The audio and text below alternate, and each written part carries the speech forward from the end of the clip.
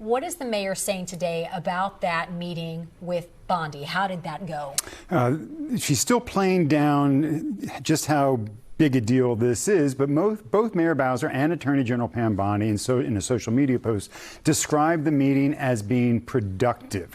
I asked the mayor what she and Bondi discussed, and especially who is in charge of the D.C. Police Department. We talked about the priorities that we share with public safety and how we can, they can surge federal resources and show progress in a few weeks. Obviously, the chief makes all deployment decisions for the Metropolitan Police Department, and she is working with the federal teams, Mr. Cole in particular, when it comes to recommendations on deployment strategies for the federal officers. I know Chief Smith is the chief. You just said she's in charge of deployment, but at the end of the day, who is in charge of the Metropolitan Police Department? Who's running the police department? Oh, I think I've made that clear. The chief of police. What's the metric we need to get to end the state of emergency? I don't think there's a clear answer to that. For us, we talked a little bit about that, and I think everybody is focused on what can happen in the next several weeks. So that's the most troubling thing she said, that there's no end game really here for the 30 days. I asked the mayor to respond to some of the things that President Trump said about D.C., particularly this statement about police use of force. They start spitting in their face, and I said, you tell them, you spit and we hit, and they can hit real hard.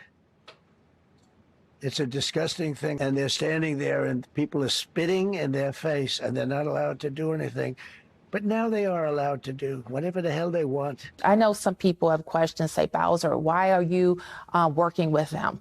Well, aside from it being the law, it's also important for our public safety, for our police to be directing where we most need additional police resources. But will there be any changes to general orders or use of force policy? No.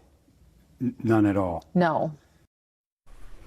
Did the mayor talk about, there were some very specific words that the president used. Did she talk, and we should say less than flattering, to the District of Columbia? Did she address that specifically about his choice of words? Yeah, she did. Take a listen to what she told me today. We also have to tell the truth about our city. We're not some hellscape. We're a beautiful city. I am not absent this same feeling of frustration that they have about our autonomy being trampled on. So the mayor sympathizing with residents and their angst who are really questioning how she can deal with the president of the United States and not push back more forcefully, saying she understands, how they feel about, in her words, trampling on home rule. I did continue talking to her after the interview, and we continue to talk about that same line about just the reaction from D.C. residents, how they feel helpless and scared and concerned that this may lead to a further erosion of home rule. The president has threatened to completely take over the city, and what she told me as we were leaving, she said, everything is going to be all right, Mark, I promise you. So she's trying to reassure people. She understands how people feel about this.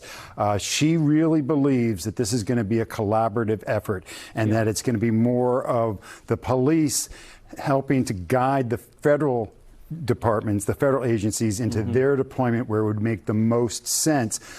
We see that the National Guard is going to be on the federal enclave, which does not have a real high crime rate, along the National Mall and whatnot to begin with. But we'll see how this plays out. But so far, the mayor and the chief are really kind of playing up this collaborative effort between, rather than just a complete authoritative takeover of the police department. And the feds, as you point out, need Metropolitan Police Department because that's where the wisdom and institutional knowledge is on how to address crime. Yeah, absolutely. The other question to this is that only the feds can answer is the cost of all of this and how long they can sustain, the cost of the National Guard and deploying 800 federal agents and taking them away from their normal day-to-day tasks of investigating federal crimes. With no hard end game.